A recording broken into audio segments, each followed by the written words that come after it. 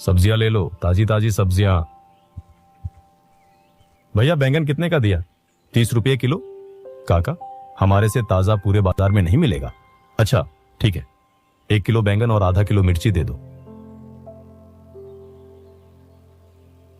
अर्जुन, आज अच्छी कमाई हुई। 60 रुपए का बैंगन, 40 की मिर्ची और बाकी सब्जियों से भी कुछ जोड़ लो, लगभग 150 रुपए हुए। विजय सिंह के कुएं का पानी सच में काम आ गया। हाँ, नहीं तो हमारा कुआं तो सूखा पड़ा है, पत्थरों का ढेर बन गया है। लेकिन मीरा, सच बताओ, तुम्हारा हाथों में जादू क्या है? विजय सिंह के नौकरों से भी अच्छी फसल तुम ही उगाती हो। क्या कोई मंत्र पढ़ती हो खेतों पर? जादू नहीं, मेहनत। और तुम भी तो मेरे साथ दिन रात खेत में जुटे रहते हो। सूरज निकलने से पहले उठकर पानी डालना, खाद डालना, घास निकालना, ये सब जादू से नहीं होता। पर हाँ, एक बात मानूंगी, तुम्हारे साथ काम करने से मेहनत भी हल्की लगती है। हाँ मीरा, हमारी जोड़ी ही हमारा जादू है। लेकिन सोचता हूं, अगर हमारा कुआं फिर से पानी दे दे तो कितना अच्छा हो। विजय सिंह के भरोसे तो कब तक रहेंगे? उसकी नीयत भी कुछ ठीक नहीं लगती। सही कहते हो। आज तो उसका पानी मिल गया, पर कल क्या होगा? हमें अपने कुएं के लिए कुछ करना चाहिए।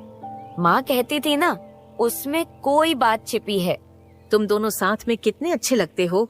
ऊपर वाला तुम्हें हमेशा खुश रखे। अर्जुन और मीरा मुस्कुराते हैं। लक्ष्मी की कमजोर आवाज में भी अपनापन है। अर्जुन और मीरा बाजार से सब्जी बेचकर घर लौटते हैं। अर्जुन और मीरा अंदर जाते हैं।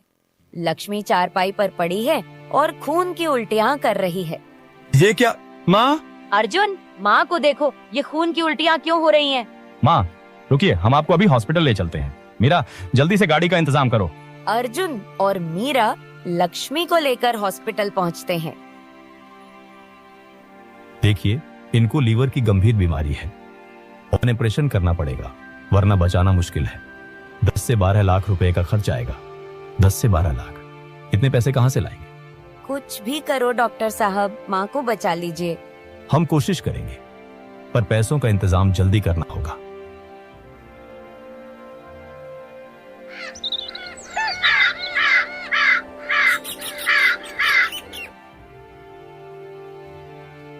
अर्जुन, इतना पैसा कहाँ से आएगा? हमारी सारी कमाई जोड़ लें तो भी 2-3 हजार से ज्यादा नहीं होगा, और यहाँ तो लाखों की बात हो रही है। विजय सिंह से मदद मांगते हैं। वो गांव का सबसे अमीर आदमी है। उसके लिए 12 लाख कोई बड़ी बात नहीं होगी। शायद हमारी मजबूरी देखकर मान जाए। विजय सिंह से पिछले महीने उसने पानी के लिए ताने मारे थे और भैरू को भी ठुकरा दिया था जब उसकी बेटी बीमार थी। क्या वो हमारी मदद करेगा? हाँ, पर माँ की जान दांव पर है। कोशिश तो करनी पड़ेगी। मैं उससे साफ कहूंगा कि माँ को बचाने के लिए मदद चाहिए और धीरे धीरे पैसे लौटा दूंगा। ठीक है, जाओ, पर सोच लो कहीं वो इसका फायदा ना उठाए, और अगर मना कर दे तो मेरे गहने बेचकर थोड़ा इंतजाम कर सकते हैं। चिंता मत करो, मैं सुबह विजय सिंह से मिलूंगा। गहनों की बात भी ठीक है, पर बाकी के लिए गांव में और लोगों से बात करूंगा। कुछ न कुछ रास्ता निकलेगा। अर्जुन विजय सिंह की हवेली के बाहर पहुंचता है और अंदर जाता है। विजय जी, मेरी माँ बहुत बीमार हैं। उन्हें लीवर की गंभीर बीमारी हो गई है। डॉक्टर ने कहा है कि ऑपरेशन के लिए 12 लाख रुपए चाहिए। कृपया मेरी मदद करें। मैं मेहनत करके धीरे धीरे सारा पैसा लौटा दूंगा। हम सोचता हूँ ये तो बहुत बड़ी रकम है। अभी हालात ठीक नहीं है, देखना पड़ेगा कि कुछ हो सकता है कि नहीं। विजय की पत्नी रानी अंदर से आती है और बात सुन लेती है। क्या इस भिखारी को 12 लाख देने की बात कर रहे हो? पहले ही अपने कुएं का पानी इनको मुफ्त में दे रखा है, अब और क्या चाहिए? ये लोग तो बस मौका देखते हैं हमारी दौलत पर हाथ साफ करने का। हाँ अर्जुन, रानी ठीक कह रही है। इस बार हमारी फसल भी कम हुई है, खर्चा ज्यादा चल रहा है और हमारा कुआं भी अब पहले जैसा पानी नहीं दे रहा। इस बार मदद नहीं कर पाऊंगा। विजय जी, मैं भिखारी नहीं हूँ, मेहनत करता हूँ। बस माँ की जान बचाने के लिए मजबूरी में आपके पास आया हूँ। थोड़ी सी मदद भी कर देंगे तो बहुत होगा। कुछ तो सोचिए, मेरे पास और कोई रास्ता नहीं है। बस करो अर्जुन, हर बार मजबूरी का बहाना लेकर यहाँ मत आया करो। अपने गांव में और लोगों से मांगो, हमारे पास देने को कुछ नहीं है। अब जाओ यहाँ से। अर्जुन उदास होकर हवेली से निकलता है और घर लौटता है। अर्जुन विजय सिंह की हवेली से उदास लौटकर घर पहुंचता है। क्या हुआ अर्जुन? विजय सिंह ने कुछ कहा? मदद करने को तैयार हुए कि नहीं, या फिर कोई बहाना बनाकर टाल दिया? नहीं मीरा, मना कर दिया। रानी ने तो मुझे भिखारी तक कह दिया और ताने मारे। कहते हैं उनकी फसल कम हुई है और कुआं भी अब सूख रहा है। कोई बात नहीं अर्जुन, हम कुछ और रास्ता निकाल लेंगे। मेरे गहने जो बचे हैं उन्हें बेच दो, थोड़ा पैसा तो आएगा ही। माँ के लिए कुछ तो कर पाएंगे। हाँ, गहने बेचना ठीक रहेगा, पर वो भी तो 1-2 लाख से ज्यादा नहीं लाएंगे। बाकी का इंतजाम कैसे होगा, कुछ समझ नहीं आ रहा। फिकर मत करो, गांव में और लोगों से बात करेंगे, कोई ना कोई मदद जरूर करेगा। माँ को कुछ नहीं होने देंगे, बस हिम्मत रखो। ठीक है मीरा, कल सुबह गहने बेचने चलेंगे और गांव वालों से भी मिल लेंगे, शायद कोई रास्ता निकल आए। अर्जुन और मीरा हॉस्पिटल में लक्ष्मी के बिस्तर के पास पहुंचते हैं। बेटा, मेरे लिए इतना मत दौड़ो। मैं देख रही हूँ तुम दोनों दिन रात परेशान हो। मेरा वक्त आ गया है कुएं को खोदना, उसमें तुम्हारी सारी परेशानियां दूर करने का रास्ता छिपा है। माँ, आप ऐसा क्यों कह रही हैं? हम आपको ठीक कर लेंगे, बस थोड़ा और वक्त दीजिए, पैसों का इंतजाम हो जाएगा। हाँ माँ, आप हिम्मत रखो, हम गहने बेच रहे हैं, गांव वालों से भी बात करेंगे। आप हमारे बिना कैसे रहेंगी? नहीं मीरा, अब कुछ नहीं बचा। मेरी सांसें थम रही हैं। बस मेरी बात मानो, कुआं खोदो, वो तुम्हारा भविष्य बदलेगा। लक्ष्मी की सांसें थम जाती हैं। माँ नहीं, आप हमें छोड़कर नहीं जा सकती, अभी तो हमें आपकी जरूरत है। ये कैसे हो गया? माँ, आप हमें छोड़कर चली गई, हम क्या करेंगे अब? आपकी बात कैसे भूल जाए? कुआं खोदेंगे, पर आप बिना सब अधूरा है। अर्जुन और मीरा दोनों रोते हैं। अर्जुन और मीरा घर में बैठे हैं। लक्ष्मी की मृत्यु के बाद का पहला दिन है। अर्जुन, माँ ने आखिरी बार कुआं खोदने की बात कही थी। क्या हमें उनकी बात को गंभीरता से लेना चाहिए? शायद इसमें कुछ सच हो। हाँ मीरा, माँ की वो बात मेरे दिमाग में बार बार आ रही है। कुआं खोदना, परेशानियां दूर करना, इसका मतलब क्या हो सकता है? हमें कोशिश तो करनी चाहिए। ठीक है, पर कहाँ से शुरू करें? हमारा कुआं तो सालों से सूखा पड़ा है। क्या सच में खोदने से कुछ निकलेगा, या माँ बस हमें हिम्मत देना चाहती थी? पता नहीं, पर माँ ने कभी बेकार की बात नहीं की। आज दोपहर को कुदाल लेकर कुएं पर चलते हैं, देखते हैं कि क्या होता है। कुछ तो होगा। हाँ चलो, कोशिश करते हैं। माँ की आखिरी इच्छा थी, अगर कुछ मिला तो उनकी आत्मा को भी शांति मिलेगी। तैयार हो जाओ। अर्जुन और मीरा उठते हैं, कुदाल लेने की तैयारी करते हैं।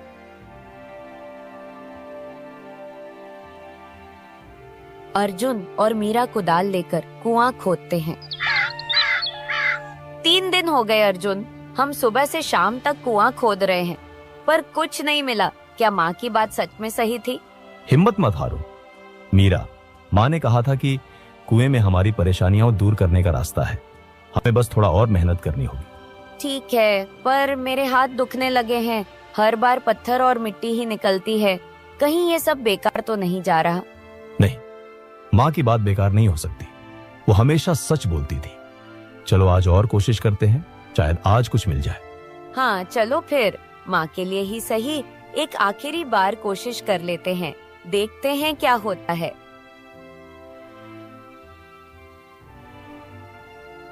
ये क्या है? सुरंग? चलो अंदर देखते हैं। अर्जुन और मीरा सुरंग में घुसते हैं। एक बौना अचानक सामने आता है। कौन हो तुम लोग जो इस अंधेरी सुरंग में घुस आए हो? क्या तुम्हें यहाँ आने की वजह भी पता है, या बस यूं ही भटकते हुए चले आए? हमारा कुआं सूख गया था।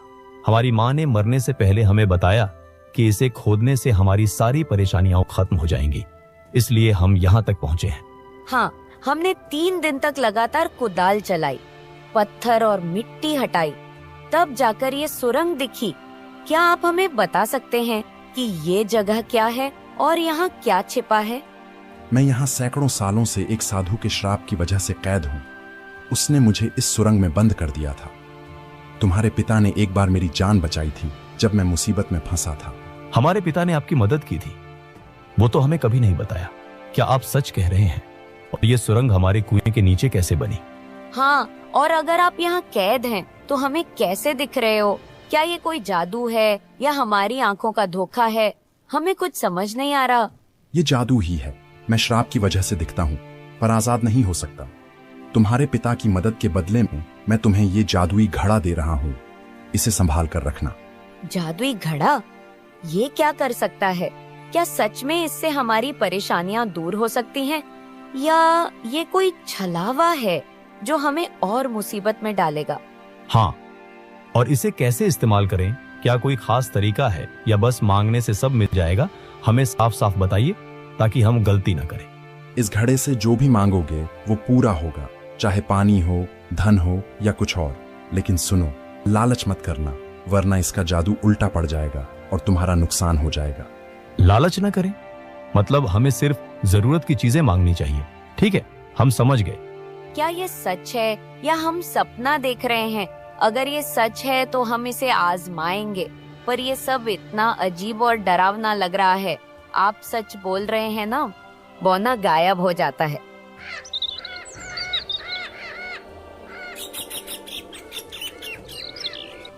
अर्जुन और मीरा जादुई घड़ा लेकर अपने सूखे खेत में पहुंचते हैं। मीरा, माँ की बात सच थी। अब इस जादुई घड़े को आजमाते हैं। चलो देखें कि क्या ये सच में हमारे सूखे खेत को फिर से हरा भरा कर सकता है। हाँ अर्जुन, बौने ने कहा था कि इससे जो मांगो वो मिलेगा, तो पहले पानी मांगते हैं। हमारे खेत तो प्यासे पड़े हैं, चलो शुरू करें। ठीक है। ऐ जादुई घड़ा, हमारे इस सूखे खेत के लिए साफ और ठंडा पानी दे, इतना कि ये पूरा खेत तर हो जाए और फसलें फिर से जिंदा हो जाए। अर्जुन घड़े से पानी निकालता है और खेत में डालता है। सूखी जमीन पर पानी फैलता है। खेत में हरी घास और सब्जियों के पौधे उगने लगते हैं। बैंगन, मिर्ची और भिंडी के पौधे तेजी से बढ़ते हैं।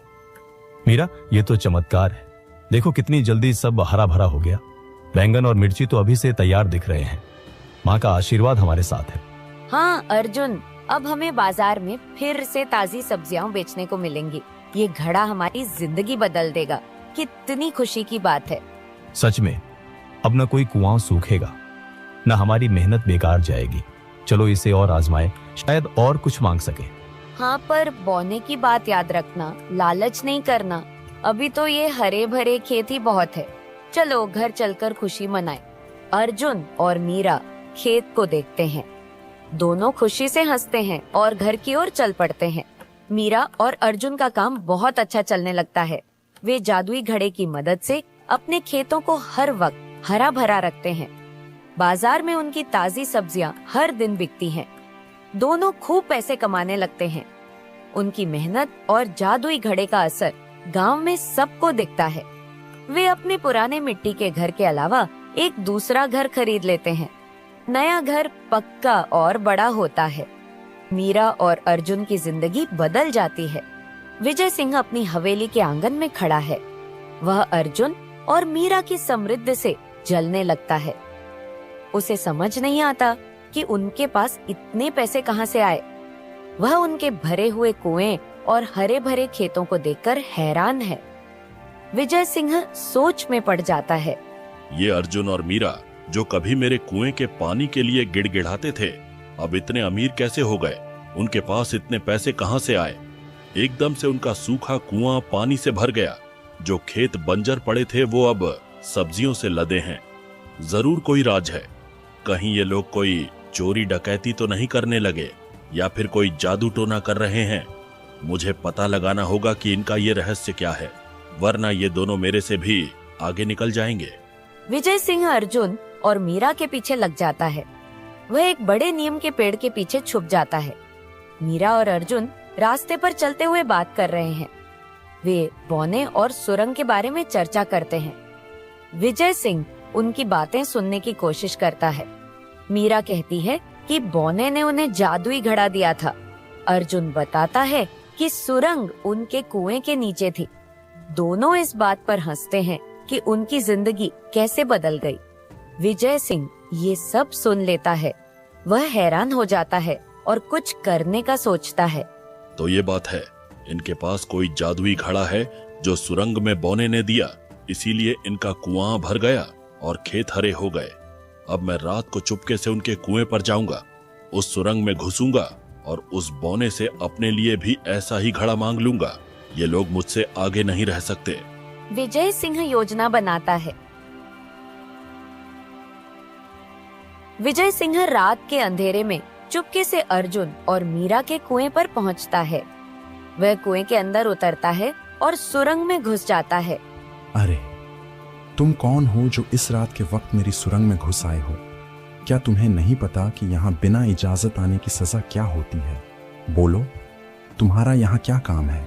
तुम्हें इससे क्या मतलब कि मैं कौन हूँ? मैं कोई भी हो सकता हूँ, बस मुझे भी वही जादुई घड़ा दो जो तुमने अर्जुन और मीरा को दिया था, या फिर अगर घड़ा नहीं दे सकते तो सोने के सिक्के दे दो। मुझे भी अपनी जिंदगी बदलनी है। तो तू लालची है, मैं समझ गया। तेरा चेहरा कुछ पहचाना सा लगता है। अच्छा, तू चारण दास का बेटा है ना, जिसने मुझे यहां आने पर मजबूर किया था। उसने मुझे धोखा दिया था, अब तू उसकी सजा भुगतेगा। चारण दास मेरा बाप था, हाँ, पर उससे मेरा क्या लेना देना? मैं तो बस यहाँ अपना हक लेने आया हूँ। मुझे वो जादुई चीज दो। मैं किसी का बुरा नहीं करना चाहता, बस अपनी तकदीर बदलना चाहता हूँ। इसमें गलत क्या है? गलत ये है कि तेरा इरादा साफ नहीं, तू लालच में अंधा हो चुका है। मैंने अर्जुन और मीरा को उनकी नेकी के लिए घड़ा दिया था, पर तू सिर्फ चोरी और जलन लेकर आया है।